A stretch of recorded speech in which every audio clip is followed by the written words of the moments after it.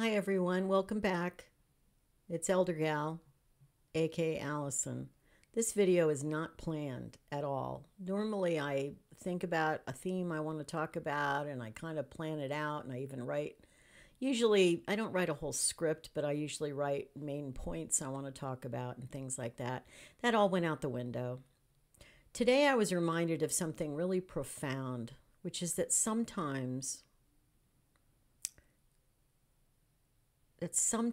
we have a hurt that will not let go. Sometimes we have an emotional pain that will not leave us. And it's with us always for the rest of our lives. And it's sobering sometimes to think about all the work that you do to heal things. You know, you maybe go to a therapist or psychiatrist, or go to a self-help group or whatever it might be. And you think, well, I'm going to get to a point that this isn't going to bother me anymore. And then it's a shock when it still does. When it still gets to you so much that you realize it's going to be with you till the day you die. Now, that could be grief over losing someone important to you. It could be any number of things. I found, though, it usually involves other people. You know, other people, the people we love, have an importance to us beyond measure. The people we love have an importance to us beyond measure. And we can't, as much as we might not have a relationship with those people anymore, or they might have passed away, or whatever might have happened, something about that connection does not end. Something does not die. And we have to live with that. And it's not that it affects us every moment of every day, but I'm sure those of you who are listening to this right now can identify that sometimes it just comes out of nowhere and it hurts just like the first day when something happened to you. Or maybe it's a series of some things that happened to you.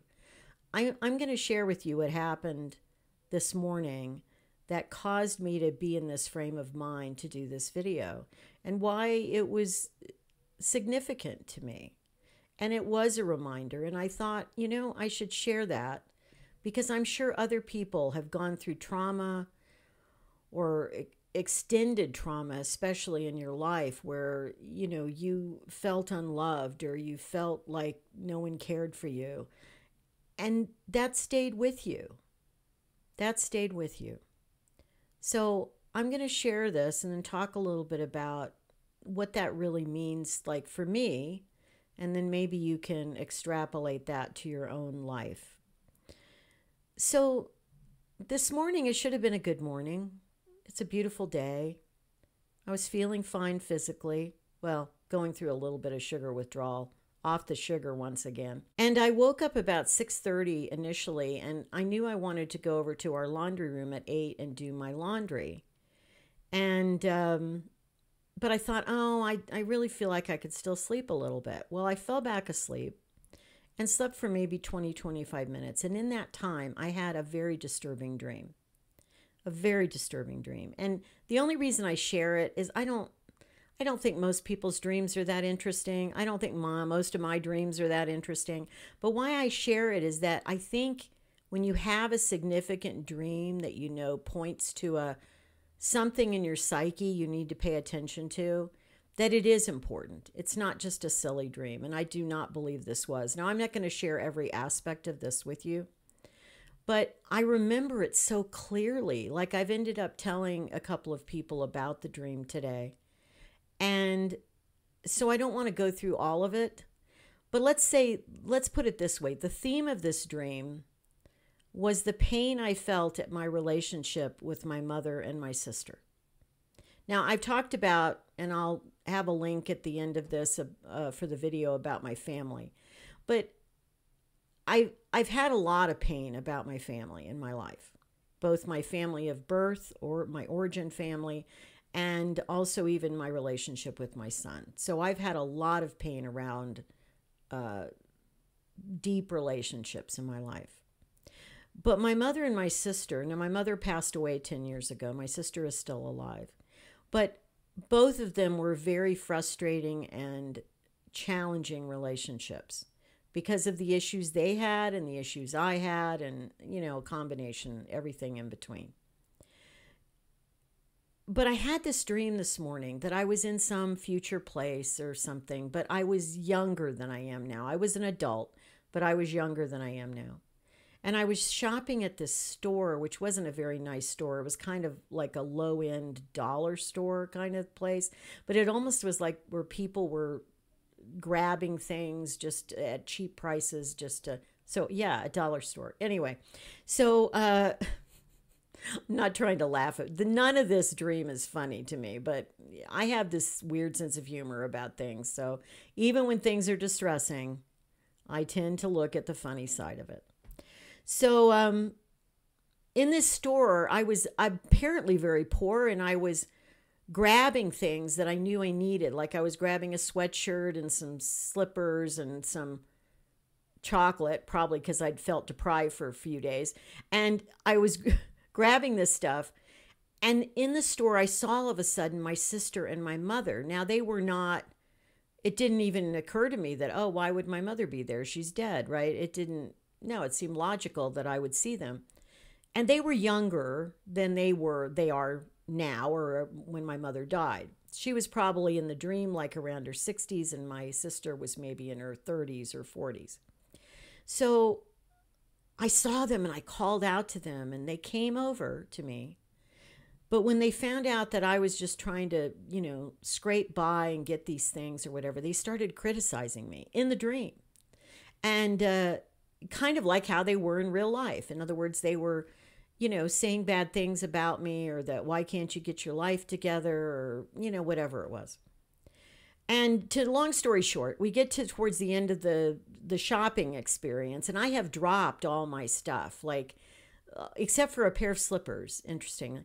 And I have dropped it, and I'm going to the register, and my mother and my sister are there initially to my right.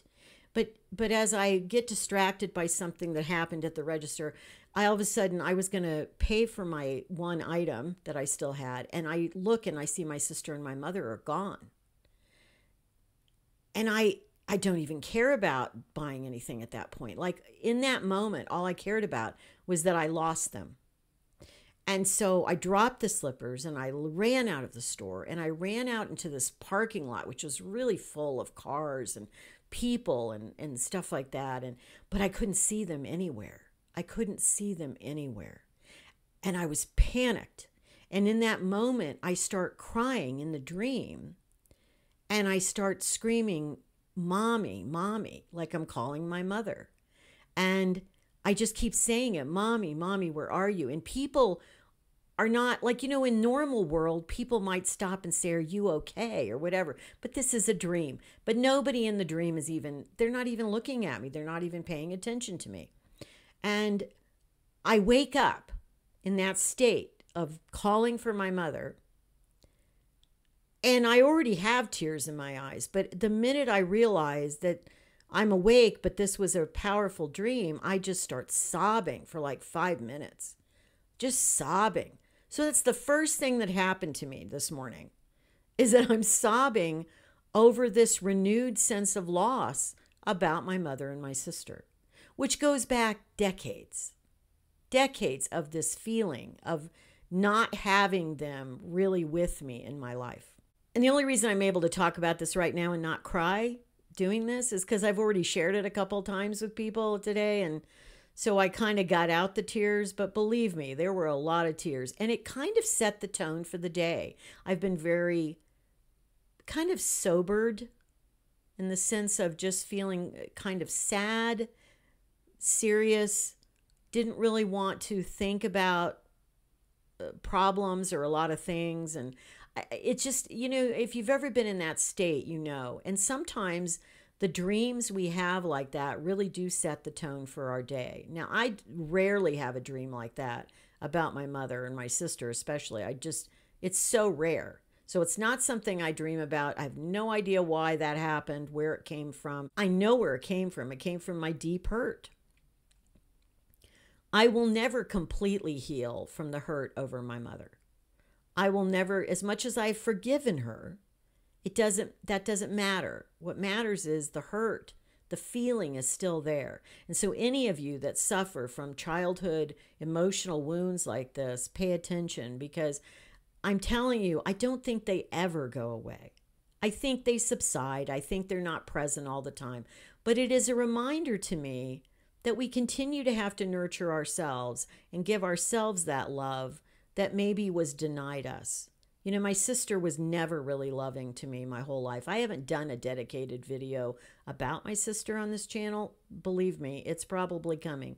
I will, but we've never had a good relationship. Maybe a brief period of time after my dad died, but other than that, no, really haven't had a great relationship at all, ever. And even though she's still alive, you know, I had somebody suggest today, well, why don't you reach out and talk to her? And I go, because it wouldn't help.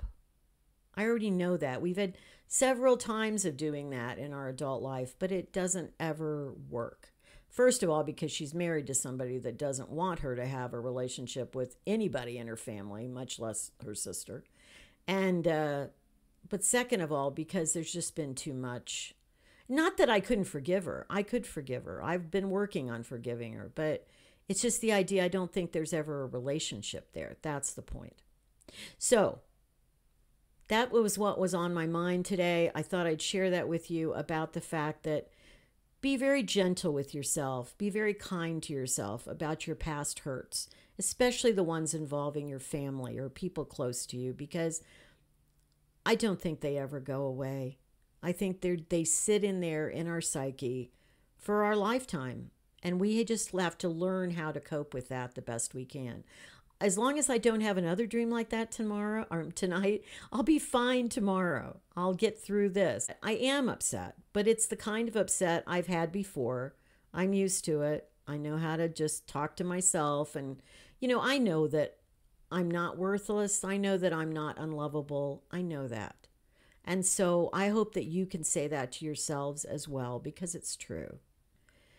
So until next time, all of you, be well, be kind, keep moving forward, and take care of yourselves.